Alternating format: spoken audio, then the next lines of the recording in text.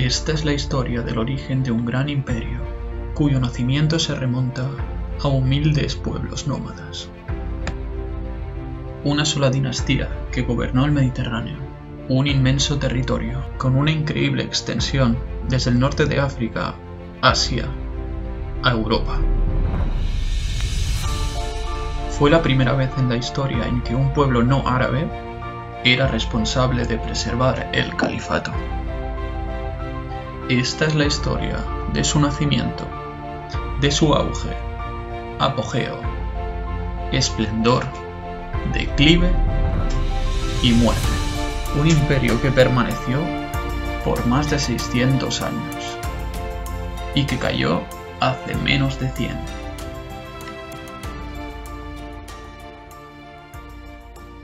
Orhan I, después de la gran victoria en la conquista de Bursa, siendo este un enclave estratégico único, es proclamado sultán y ofrece a su hermano Ala ad-Din compartir el poder del imperio, pero él se niega y se ofrece a ser gran visir al servicio del poder imperial. Y de hecho, Ala ad-Din, fiel visir del sultán Orhan I, fue el encargado en diseñar y congregar las fuerzas militares personales del sultán, la fuerza militar que se llamaría los genízaros, un escuadrón de élite diseñado para proteger la integridad física del sultán y suponían las tropas más leales y próximas. Estos genízaros surgieron gracias a la práctica que se denomina como devshirme, la cual consistía en tomar a niños cristianos de los Balcanes para educarlos en el Islam y ofrecerles la mejor formación que se podía conseguir en esa época dentro de las murallas de palacio, con el fin y la esperanza de que heredaran el liderazgo del imperio. Esta práctica se llevaba a cabo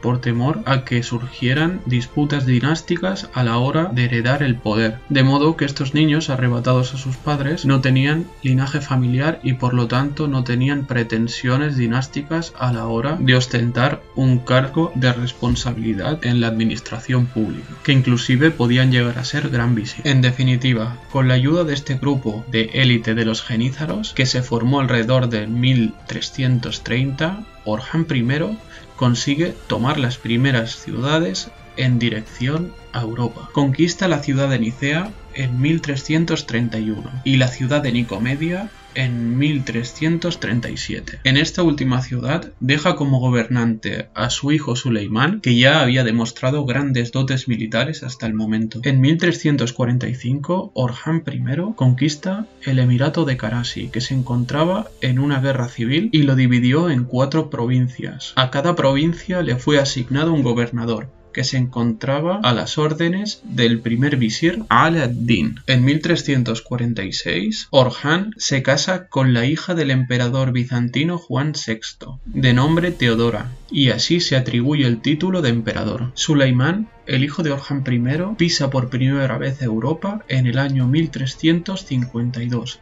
Al conquistar la ciudad de Zimpe, muy cerca de Galípoli, en Tracia. Este supone el primer asentamiento turco en Europa y en 1354 conquistan Galípoli con mucha facilidad, ya que hacía poco había sido sacudida por un terremoto y había quedado deshabitada.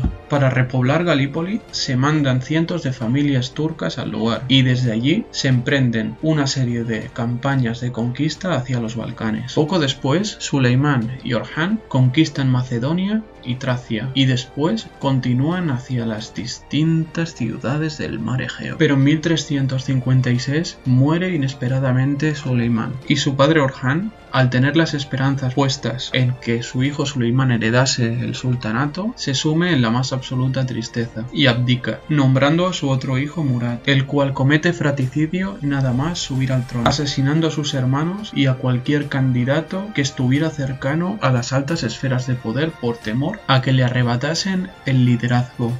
Murad asciende al trono en 1360 y su gobierno destaca por su expansión hacia Europa, tomando la ciudad de Edirne y convirtiéndola en su capital. Durante el mandato de Murad I, surge el estado vasallo de Rumelia en los Balcanes y se impulsa una expansión hacia Asia Menor, tomando parte de Karaman. Desde entonces, Murad comienza a ser conocido como sultán y culmina su mandato en su última batalla, que es la batalla de Kosovo en 1389, donde el ejército otomano recoge una valiosa victoria contra la coalición de Bosnia y Serbia, pero finalmente Murad I muere y le sucede al trono Bayazid I, el cual recurre al fratricidio como su antecesor para evitar disputas familiares respecto al trono. Este sultán tuvo que sofocar una rebelión de los turcos que se le presentó en Asia Menor, al parecer instigada por el estado vasallo de Rumelia. Bayazid conquista Asia Menor y en 1391